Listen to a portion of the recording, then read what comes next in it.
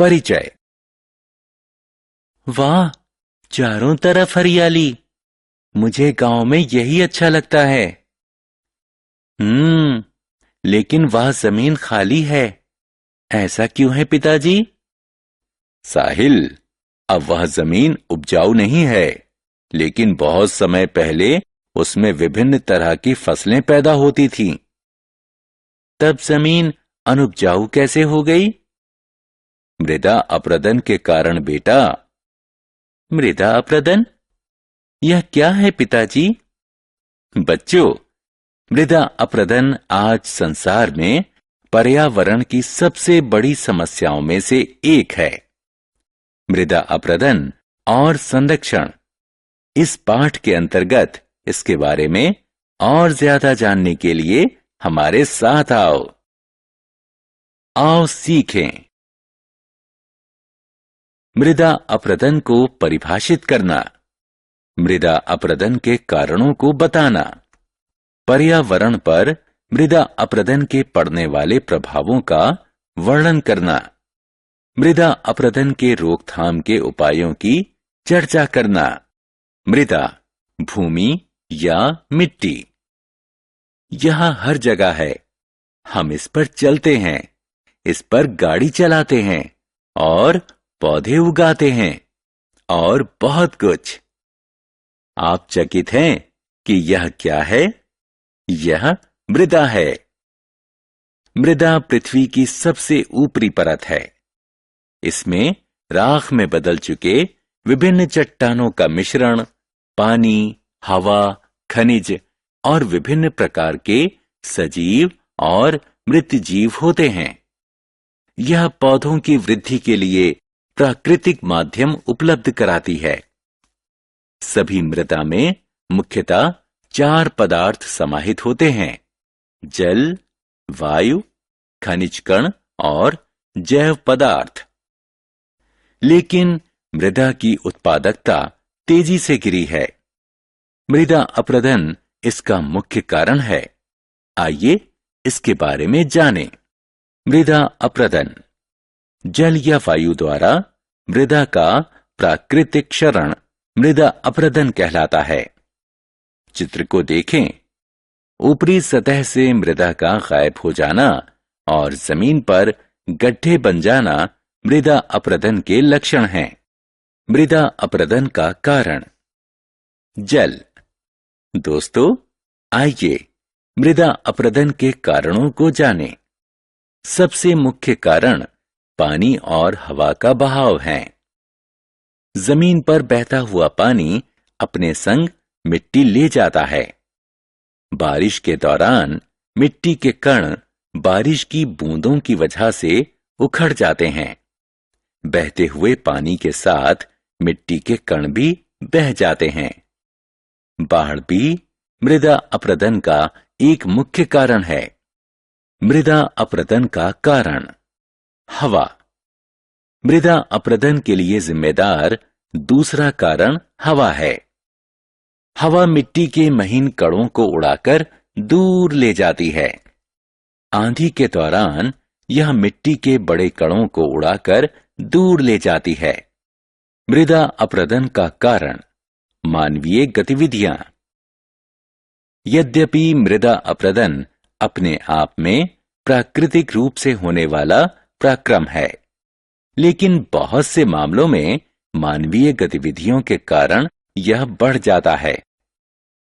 निर्वनीकरण, पशु चारागाहों का अत्यधिक दोहन, गलत या अतिवादी तरीके से खेती करना, पगडंडियां, रासायनिक खादों का अत्यधिक प्रयोग, गृह निर्माण, खनन इत्यादि इनमें से कुछ कारण हैं। मृदा अपरदन का प्रभाव। मृदा अपरदन कई अवांछित स्थितियों को जन्म देता है। इसके परिणाम स्वरूप मृदा का क्षरण होता है और मृदा संरचना नष्ट होती है। जैव पदार्थों की कमी के कारण मृदा की उत्पादकता में कमी आ जाती है। यह मृदा से नमी वाले तत्व घटा देती है, जिसके कारण सूखे जैसी स्थिति आ जाती है। मृदा की उत्पादकता घटने से फसल की गुणवत्ता और मात्रा घट जाती है। अतः मृदा अपरदन प्राकृतिक वनस्पति प्रवर्धन को बुरी तरह से प्रभावित करता है, जिससे उपजाऊ भूमि रेगिस्तान में बदल जाती है। मृदा अपरदन का प्रभाव। मृदा अपरदन के कारण मिट्टी सड़कों और गलियों में इकट्ठी हो जाती है। इससे रास्ता बंद हो जाता है और परिणाम स्वरूप दुर्घटनाएं होती हैं। इससे कई सिंचाई नहरें भी अवरुद्ध हो जाती हैं। इससे बाढ़ का खतरा बढ़ जाता है। क्षरित मृदा नदी, झील इत्यादि जल स्रोतों में इकट्ठा हो जाती है और उन्हें प्रदूषित करती है। मृदा अपरदन से बचाव। मृदा अपरदन पर्यावरण की प्रमुख समस्या है। इसने जंगल से लेकर रेगिस्तान तक पूरी दुनिया को प्रभावित किया है। इसलिए समय की मांग है कि मृदा अपरदन से बचाव करके हम मृदा को बचाएं। मृदा अपरदन से बचाव के कई उपाय हैं। सबसे प्रचलित उपाय है अधिक से अधिक पेड़ लगाना। पेड़ की जड़ें मिट्टी को मजबूती से पकड़ती हैं और उसे आसानी से बहने नहीं देती। हवा की दिशा में लगाए गए पेड़ तेज रफ्तार हवा से होने वाले मृदा अपरदन से बचाव करते हैं।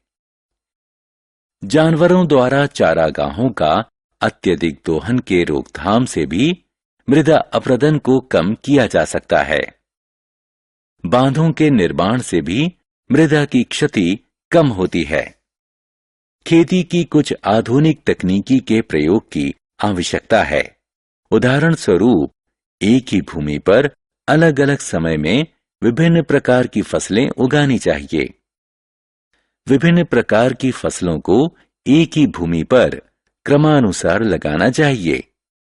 इस पद्धति से मृदा की क्षति थमती है और भूमि उपजाऊ बनती है।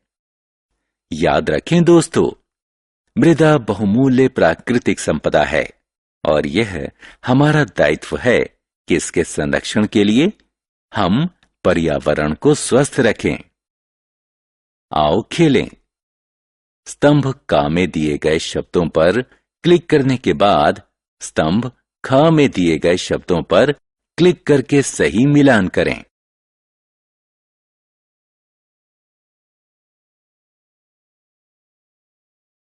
हमने क्या चर्चा की? मृदा पृथ्वी की सबसे ऊपरी सतह है। मृदा का पानी और हवा के कारण प्राकृतिक क्षरण मृदा अपरदन कहलाता है। मानवीय गतिविधियों के साथ ही पानी और हवा की गतिविधि मृदा अपरदन के लिए जिम्मेदार है।